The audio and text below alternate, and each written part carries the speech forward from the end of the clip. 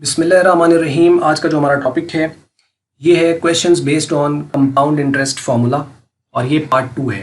Part 1 भी यही था कि क्वेश्चंस बेस कर रहे थे कंपाउंड इंटरेस्ट के फार्मूला पर।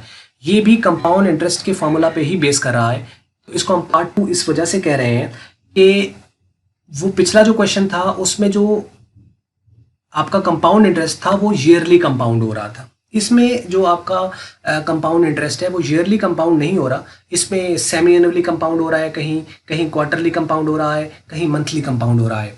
तो इसके अलावा भी और भी हो सकते हैं, मतलब वीकली कंपाउंड भी हो सकता है, उसके अलावा डेली कंपाउंड भी हो सकता है। तो उसके अकॉर्डिंगली वो मैंने बताया हुआ है कि जैसे वीक्स हैं तो 52 वीक्स होते हैं साल के अंदर। अगर वो साल में दिया हुआ है तो आपने उसके अकॉर्डिंगली चेंज कर देना। इसी तरीके से ईयर्स है तो 365 लोग जो है वो भी लेते हैं। कुछ अमेरिकन हैं जैसे वो 360 जो है वो उसको कंसिडर करते हैं, तो मीन्स के वेरी करता है इसके अंदर। तो एनी हाउ यहाँ पे अब जो हमारा खास तौर पे बिजनेस मैथमेटिक्स आईकॉम पार्ट 1 का है, तो इसमें ये 3 चीज़ें तो ऑब्वियसली और इन जैसा क्वेश्चन कहीं ना कहीं आपको आ सकता है।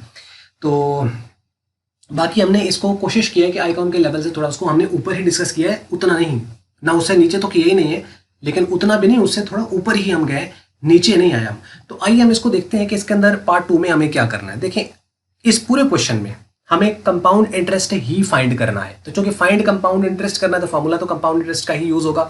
लेकिन वेरिएशन कहां पर आ रही है, ये 3 पार्ट्स के ऊपर, कि उसने 3 पोर्शन बना दिए कि आपने कंपाउंड इंटरेस्ट तो निकालना है, लेकिन वो सेमी एनुअली कंपाउंड होना चाहिए, वो क्वार्टरली कंपाउंड होना चाहिए, वो मंथली कंपाउंड होना चाहिए। अब इससे क्वेश्चन पर क्या फर्क पड़ेगा, आइए हम देखते हैं 1 बाय 1। इसको हमने केस का नाम दे दिया, किसको हम कहते हैं केस ए है, ये केस बी है, ये केस सी है।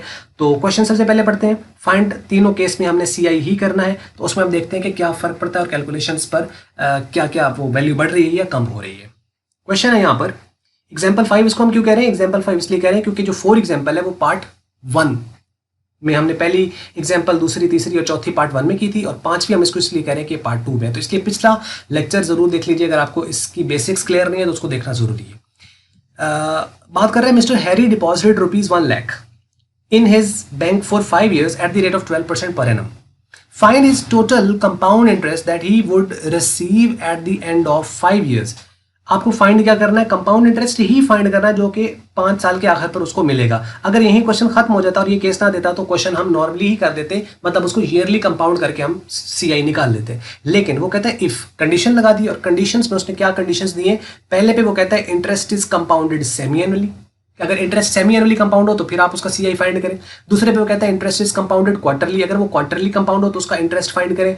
इंटरेस्ट इज कंपाउंडेड मंथली, अगर वो मंथली कंपाउंड है तो उसका इंटरेस्ट आप कंप्यूट करें। अच्छा, इनका फर्क क्या पड़ता है, जो जितना जल्दी कंपाउंड होगा ना उतना ज्यादा रकम बनेगी इंटरेस्ट की आपकी। जैसे आप यूं कहें कि अगर डेली कंपाउंड हो रहा है तो उसकी रकम वीकली से ज्यादा आएगी, वीकली कंपाउंड हो रहा है तो उसकी रकम जो इंटरेस्ट की होगी वो मंथली से ज्यादा आएगी। अगर कोई मंथली कंपाउंड हो रहा है तो उसकी रकम जो है वो क्वार्टरली से ज्यादा आएगी, और क्वार्टरली जो कंपाउंड हो रहा है उसकी रकम जो है वो सेमी एनुअली से ज्यादा आएगी, और सेमी एनुअली जो होगा उसकी रकम जो है वो ईयरली से ज्यादा आएगी। तो जो जितना जल्दी कंपाउंड होगा इंटरेस्ट उसकी रकम उतनी ज्यादा बनेगी। तो इसलिए इंटरेस्ट जितना यानी वो करीब कंप्यूट होता है, जल्दी से कंप्यूट क्यों ज्यादा आती है, क्योंकि जितना जल्दी कंप्यूट होगा उतना भी रकम में ऐड होगा जल्दी, और जितना जो रकम में ऐड होगा तो अगली बार फिर वो उस रकम में शामिल है तो वो उसके ऊपर भी इंटरेस्ट मिलेगा। जो रकम इंटरेस्ट की आई है उसमें ऐड हो जाती है ना, तो उस पर भी इंटरेस्ट मिलता जाता है। इसलिए जितनी जल्दी कंपाउंडिंग हो रही हो उस पर ज्यादा पैसे बनते हैं इंटरेस्ट के। एनी हाउ, अब हम इसको देखते हैं केस 1 के अंदर जो कि ये वाला है। तो सबसे पहले तो हम इनकी वैल्यूज लिख लेते हैं जो हमारे पास गिवन है, और उसमें आप देखिए प्रिंसिपल अमाउंट 1 लाख है तो हमने पी जो है वो 1 लाख लिख दिया। आई आपके पास 12% है, ये 12% आ गया। एन 5 ईयर्स है, ये हमने 5 ईयर्स लिख लिया। सी आई आपके पास फाइंड करना है इस केस में, केस ए में, और ये सेमी एनुअली कंपाउंडेड है। अब देखिए ये एनुअली है और ये एनुअल है, सिंक्ड ये है या नहीं है, मतलब ये कंसिस्टेंट है या नहीं है, एक जैसे है या नहीं, इनका पैटर्न सेम है या नहीं है। तो पैटर्न इनका ऑलरेडी सेम है, मतलब ये देखो ये रेट ईयरली है और ये ईयर्स में दे रखा है। सिंक्ड तो ये है लेकिन क्वेश्चन में रिक्वायरमेंट ये नहीं है। अगर ये उसकी रिक्वायरमेंट्स ये वाली ना होती तो सिंक्ड ये ऑलरेडी था, हम क्वेश्चन को सॉल्व कर देते। लेकिन उसने कहा है कि आपने इसका जो इंटरेस्ट निकालना है वो सेमी एनुअली कंपाउंडेड करके निकालना है। अब हमें इन दोनों को सेमी एनुअली कन्वर्ट करना होगा, इसको रेट को सेमी एनुअली लेना होगा और इनको सेमी एनुअल्स में ले जाना होगा, बस इतना से चेंज करना है, बाकी तो क्वेश्चन उसी तरह है। Compounded semi annually, compounded quarterly, compounded monthly, साल में होते हैं 2 सेमी एनुअल। तो अब हम क्या करेंगे, इसको 2 पे डिवाइड कर देंगे क्योंकि एनुअल से सेमी एनुअल में आ रहे हैं। तो जितना जितना ड्यूरेशन कम होता है रेट कम होता है, ये नहीं है कि वो बढ़ेगा, रेट कम होगा, यानी सेमी एनुअल का रेट एनुअल से कम होता है। तो क्वार्टरली का जो रेट होगा वो सेमी एनुअल से कम होगा, मंथली का जो रेट होगा वो क्वार्टरली से कम होगा, और डेली का जो रेट होगा वो मंथली से कम होगा, वीकली से भी कम होगा। समझ लगी? यानी जितना ड्यूरेशन कम है उसका रेट भी उतना ही कम होता है, जितना ड्यूरेशन ज्यादा होगा उसका रेट भी ज्यादा होगा, क्योंकि टाइम के हिसाब से इंटरेस्ट होता है ना, ज्यादा ड्यूरेशन तो ज्यादा इंटरेस्ट, कम ड्यूरेशन तो कम इंटरेस्ट। तो एक तो ये चीज आ गई। अब ये जो सेमी एनुअल्स हैं ये बढ़ जाएंगे क्योंकि साल में 2 सेमी एनुअल होते हैं, तो साल में 2 बार इंटरेस्ट कैलकुलेट हो रहा है। अगर एनुअली होता तो साल में 1 बार इंटरेस्ट कैलकुलेट होता, सेमी एनुअली है तो साल में 2 बार इंटरेस्ट कैलकुलेट होगा, क्वार्टरली होगा तो साल में 4 बार इंटरेस्ट कैलकुलेट होगा। इसी तरीके से अगर मंथली आपके पास हो तो साल में 12 बार इंटरेस्ट कैलकुलेट हो रहा है, और वो ऐड होता जा रहा है पिछली रकम में, ऐड होता जा रहा है पिछली रकम में। दैट्स वाई कि आपकी जो इंटरेस्ट की जो अमाउंट होती है वो बढ़ती चली जाती है, इवन टोटल अमाउंट भी बढ़ती है, क्योंकि टोटल अमाउंट को कौन बढ़ा रहा है? इंटरेस्ट। और इंटरेस्ट को कौन बढ़ा रहा है? आपका कंपाउंड इंटरेस्ट। कंपाउंड इंटरेस्ट को बढ़ाता है, और कंपाउंड इंटरेस्ट आपके टोटल अमाउंट को बढ़ाता है। तो टोटल अमाउंट आपकी क्या होती है? इंक्रीज होती चली जाती है। पता नहीं ये बात मैं आप समझा पाया हूं या नहीं। तो आइए अब इसमें देखते हैं। सबसे पहले वो बात कर रहा है यहाँ पे, ये हमने वैल्यूज लिख ली। अब वो कहता है कि as interest is to be compounded semi annually, जैसा कि इंटरेस्ट को हमें सेमी एनुअली कंपाउंड करना है, thus both n and I must be synced semi annually। तो synced तो ये ऑलरेडी ही थे, synced से मुराद सेम, लेकिन कहता है synced semi annually, तो उनको semi annually synced होना चाहिए, सिमिलर होना चाहिए। अच्छा, हम किसी एक को तो अब चेंज नहीं ना करेंगे कि मतलब हमने इसको सेमी एनुअल में चेंज कर दिया और इसको ऐसे ही रहने दिया। अगर हम ऐसा करते हैं तो फिर तो ये सिंक्ड ही ना रहे। सेमी एनुअल हमने इसको तो कर दिया और इसको नहीं किया, तो ये तो सिंक्ड ही ना रहे ना, क्योंकि एनुअली रेट है और ये सेमी एनुअली, ऐसा तो हो ही नहीं सकता। आपने इसको भी सेमी एनुअल्स में लेके जाना है और ये एनुअली इसको भी सेमी एनुअल में लेके जाना है। हाँ, अगर क्वेश्चन में ऐसा होता कि वो आपको रेट सेमी एनुअली देता और ये ईयर देता, तो फिर हम इसको चेंज ना करते, क्योंकि ये ऑलरेडी सेमी एनुअली है, रेट ये ऑलरेडी सेमी एनुअली है, इसको सिर्फ हम सेमी एनुअल्स में ले जाते। ये बात समझ लगी या पता नहीं, मुझे कमेंट्स में बताते रहिए करा कि इसमें आपको कोई पल्ले पड़ रही है बात या नहीं, क्योंकि मुझे ऐसा लगता है जैसे दीवार से बात चल रही है। आई एम सॉरी टू से, लेकिन ऐसा है कि जब तक आप उसको देखोगे नहीं, आप उसको फीडबैक नहीं दोगे, तो मुझे नहीं पता क्या चल रहा है। ठीक है, तो इसलिए फीडबैक बहुत जरूरी है, उससे हमें पता चलता है कि हम चीजें किस डायरेक्शन में लेकर चल रहे हैं और कहाँ मजीद इंप्रूवमेंट की अभी हमें जरूरत है। अब देखिए, इसको भी हम सेमी एनुअल में लेकर जाएंगे और इसको भी सेमी एनुअली कन्वर्ट करेंगे। ये है सालाना रेट, इसको हम सेमी एनुअल में कन्वर्ट करने के लिए करेंगे 2 पे डिवाइड, क्योंकि साल में 2 सेमी एनुअल होते हैं। डिवाइड क्यों करते हैं वो मैंने पहले बता दिया कि रेट जो है वो कम होता है जितना ड्यूरेशन कम होता है, और पीरियड्स बढ़ जाएंगे, नंबर ऑफ पीरियड्स बढ़ जाएंगे। साल 1 साल और सेमी एनुअल में 2 पीरियड, ठीक है, यानी साल में 1 यूनिट है क्योंकि जितनी दफा उसने कंप्यूट होना है, और सेमी एनुअल में 2 बार, तो उसका यूनिट 2 है। तो अब यहां पर हम क्या करेंगे, ईयर्स को 2 से मल्टीप्लाई और रेट को 2 से डिवाइड कर देंगे।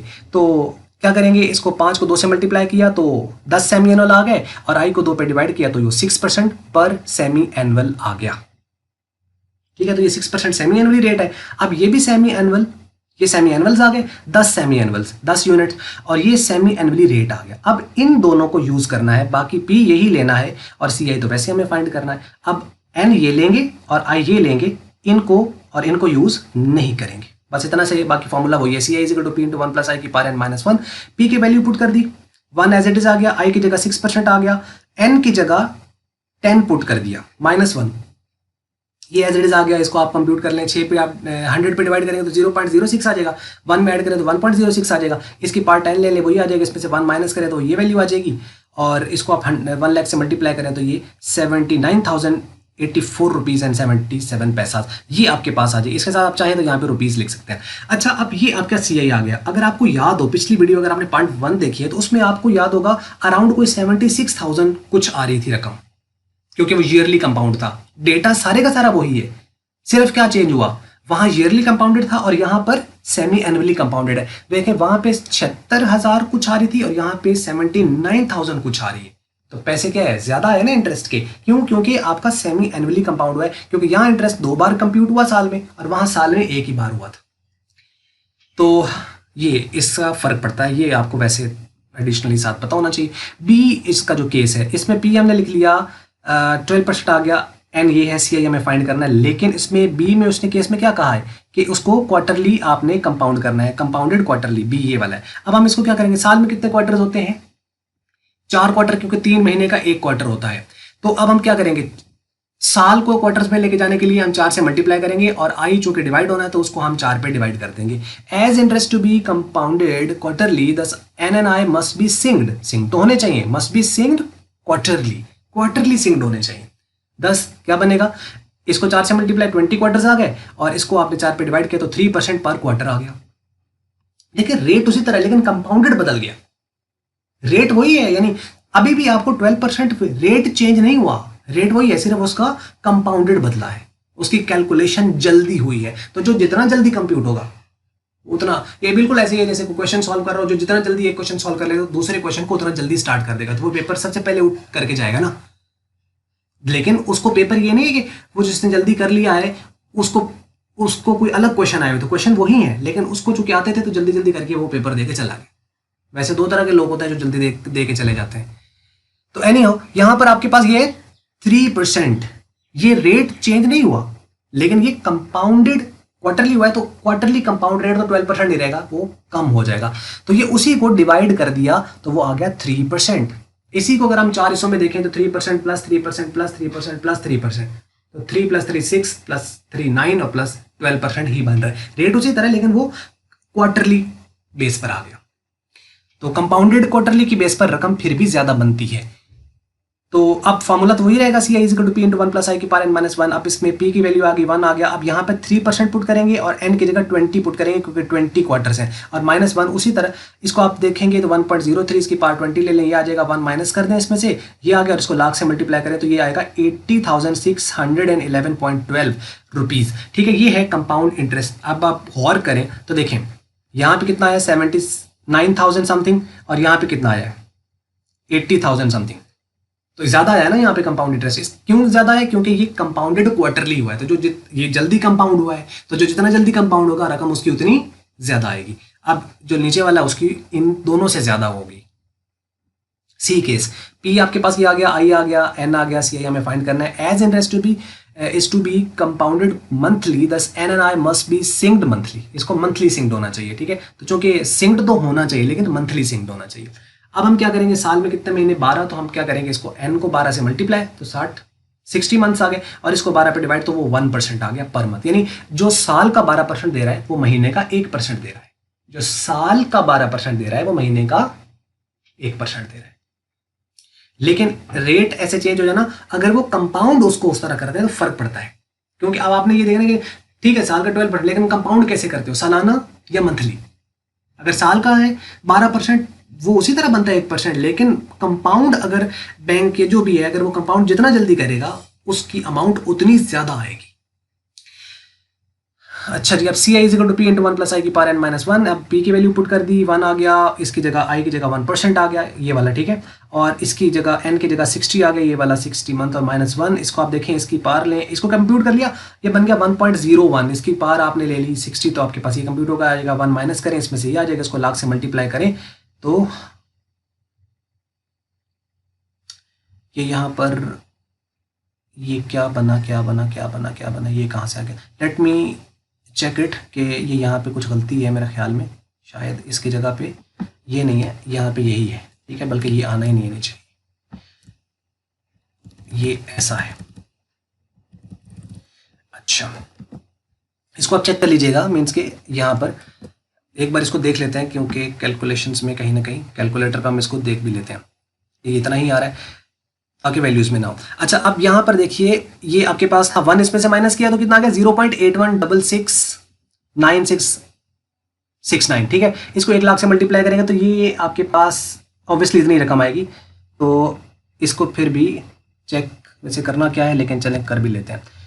81669669 और इसको मल्टीप्लाई कर देंगे हम 1 लाख के साथ। ठीक है, ये 81,669.669 था तो 67, ठीक है, इसको हमने राउंड ऑफ करके लिख दिया। तो ये है जी इसका आंसर। तो बात समझ लगी आपको कैलकुलेशन वगैरह की, तो इस तरह है।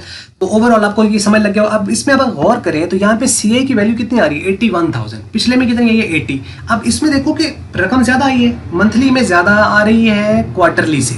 क्वार्टरली में जो ज़्यादा आ रही है वो किससे ज़्यादा आ रही है, सेमी एनुअल से। और सेमी एनुअल में जो आ रही है वो जो पिछली प्रॉब्लम थी उसमें हमने ईयरली किया तो उससे ज़्यादा आ रही है।